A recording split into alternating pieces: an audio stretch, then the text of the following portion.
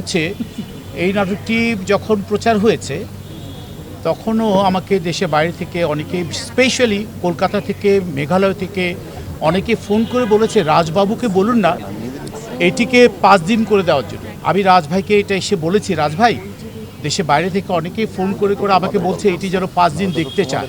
তো একটি নাটক কতটা জনপ্রিয়তা পেলে তার যেটি 5 দিন পর্যন্ত দেখতে চায়, তার শুধু আমাকে দেখার জন্য না, শুধু ডিকন ভাইকে দেখার জন্য না, পায়েলকে দেখার জন্য না, বসের ভাইকে দেখার জন্য না, বা ইরফান সাজ্জাদকে দেখার জন্য, বা অনেকে যারা আছে প্রত্যেকটা জায়গায় প্রত্যেকটি মানুষ অসাধারণ অ্যাক্টিং করেছে, শুধু আমার জায়গাটা ছাড়া।